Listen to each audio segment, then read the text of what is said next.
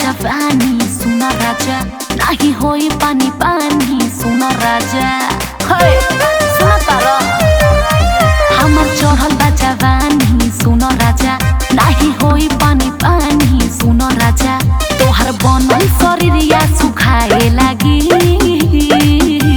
अरे कहाँ का बिया रे जब आगे से ओ जब आगे से मारब आगे लगी पीछे से मारब बाबाए लगी आगे से मारब आगे लगी पीछे से मारब बाबाए लगी। पता हो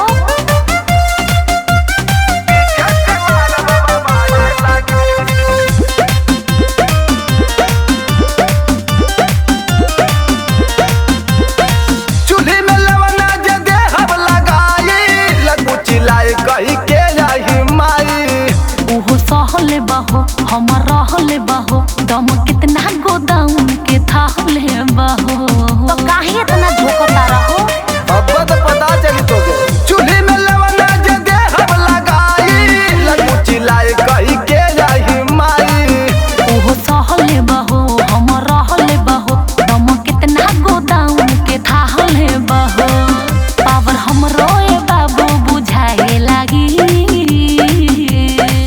जब आगे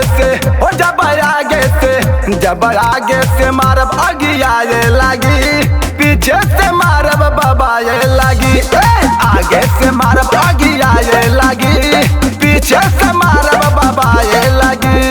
अरे एक एक करके डालो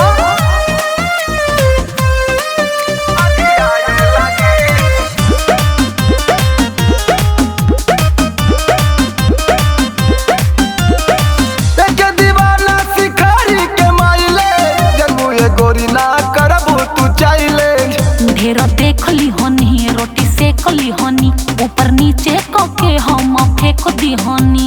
अरे सेरबो एल्टो ना सेरबो एक दीवाना शिकारी के माइले चलबू ये गोरी ना करबू तू चाइले ढेर देखली हनी रोटी सेकली हनी ऊपर नीचे कके हम फेंक दी हनी मन डालत डालत अगुताए लागी।